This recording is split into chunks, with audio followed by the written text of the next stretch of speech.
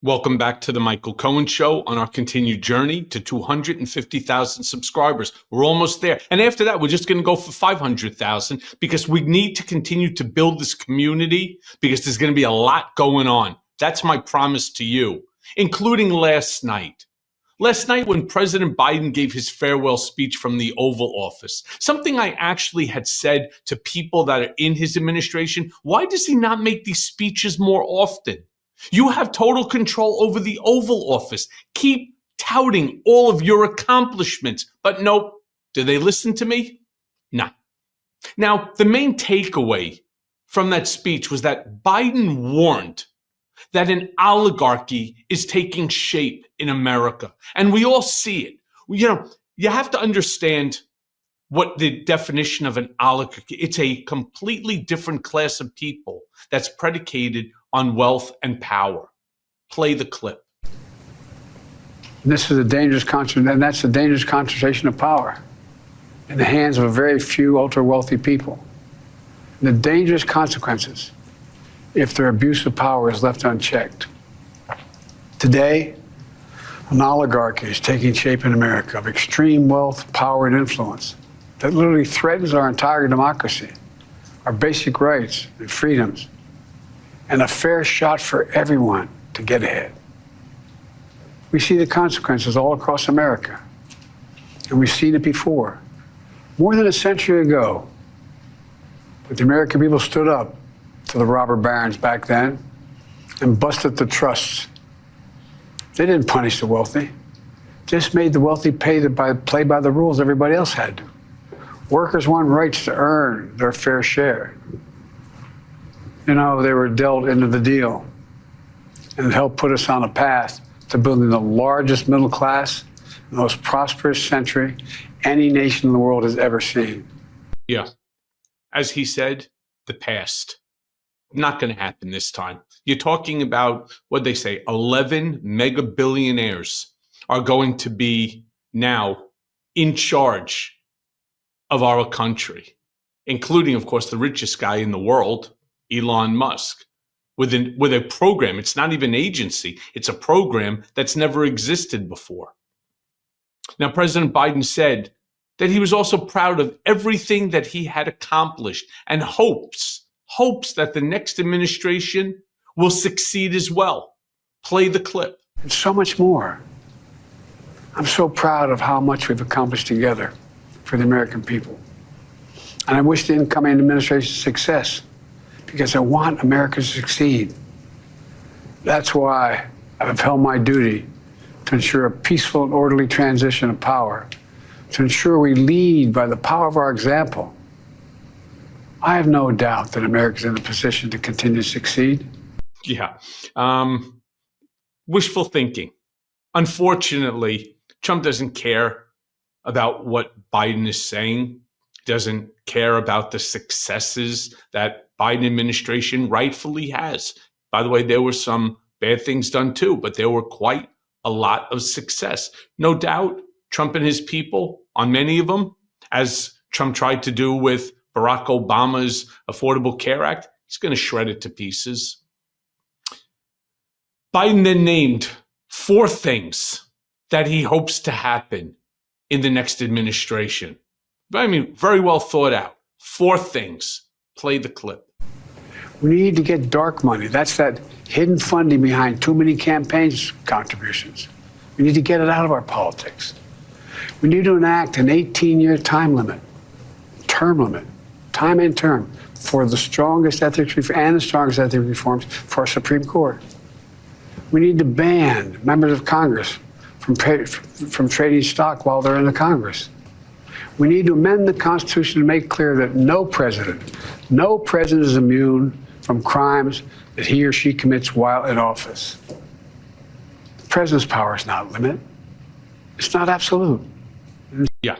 Okay. Let me turn around and say there was gratuitous 4 things because the first 3, under his administration, he could have done the same thing. By the way, let's not forget that Joe Biden was also vice president of the United States. Why not sit there with Barack Obama and talk about term limits for Supreme Court judges, 18 years? It's a pretty freaking long time to be on the bench. They gave them in the past life simply because nobody lived long, right? So nobody did 18 years. It was rare. Now we're seeing people into their late 90s refusing to get off the bench. And as far as the last point, to take away what Trump has successfully implemented, which is presidential immunity, why in the world do you think that his administration is going to give that up? Biden then spoke about power in the United States. Play that clip. But we know the idea of America, our institution, our people, our values that uphold it are constantly being tested. Ongoing debates about power and the exercise of power, but whether we lead by the example of our power or the power of our example, whether we show the courage to stand up to the abuse of power or we yield to it. After 50 years at the center of all of this, I know that believing in the idea of America means respecting the institutions that govern a free society, the presidency, the Congress, the courts, a free and independent press, institutions that are rooted, they just might not reflect the timeless words, but they echo the words of the Declaration of Independence. We hold these truths to be self-evident. Rooted in the timeless words of the Constitution, we the people. Our system of... Yeah. You know, if he really, truly felt, and it was a decent speech. It wasn't the speechwriter's best. But if he really was concerned about the power and the unlimited presidential power and all of the other things that he's talking about, I believe that there are several hundred people who are on an enemies list, yours included here. What about providing us the same protection from the things that you fear, the same way that you provided the protection to your son? The same language given to Hunter should be given to all of those who have been outed by this incoming administration as being enemies of the state. He also spoke about the importance of separation of power. Play that clip. Our system of separation of powers, checks and balances, it may not be perfect, but it's maintained our democracy for nearly 250 years, longer than any other nation in history that's ever tried such a bold experiment. In the past 4 years, our democracy has held strong. Okay, if you say so, but everything good comes to an end, right? And I believe separation of powers under this incoming administration looks like that too is going to change. Or at least, I don't say it's going to be gone. I'm just saying there's going to be a change. Because there is no more separation of power when the legislative branch and the judiciary are beholden to the executive branch. There's no more separation. Now, President Biden spoke about social media and a potential tech industrial complex. Play that clip. It's also clear that American leadership in technology is an unparalleled source of innovation that can transform lives. We see the same dangers of the concentration of technology, power, and wealth. You know, his farewell address, President Eisenhower spoke of the dangers of the military-industrial complex. He warned us then about, and I quote, the potential for the disastrous rise of misplaced power, end of quote. 6 decades later, I'm equally concerned about the potential rise of a tech industrial complex that could pose real dangers for our country as well. Americans are being buried under an avalanche of misinformation and disinformation, enabling the abuse of power. The free press is crumbling. Editors are disappearing. Social media is giving up on fact-checking. The truth is smothered by lies told for power and for profit.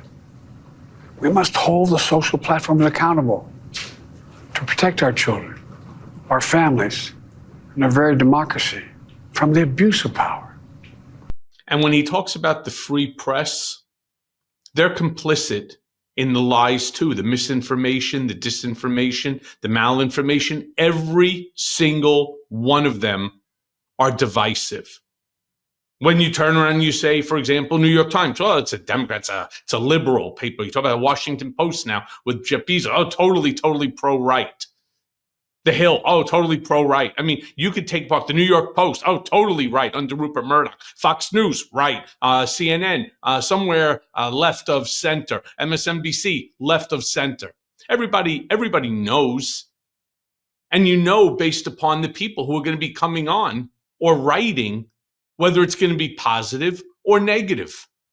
I mean, Biden then goes on, he tells viewers that it's going to take time to feel the effects of everything that he has accomplished. Again, going back to what I said at the beginning, most people are saying, I wish to God I knew what he did accomplish.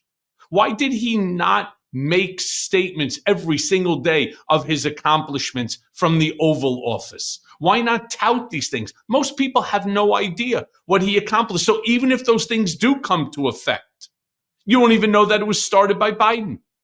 Play the clip. It will take time to feel the full impact of all we've done together. But the seeds are planted, and they'll grow and they'll bloom for decades to come. At home, we've created nearly 17 million new jobs, more than any other single administration, a single term. More people have health care than ever before. And overseas, we've strengthened NATO. Ukraine is still free. And we pulled ahead of our competition with China. And so much more. I'm so proud of how much we've accomplished together for the American people. And I wish the... Yeah. And I want to end this video in the same way and manner that President Biden ended his speech, that I'm so appreciative and thankful to have you as part of this community. And I too am hopeful that this community will continue to grow where you hear nothing but facts. It may be divided one way or even the other, but they are predicated on facts. Play the clip.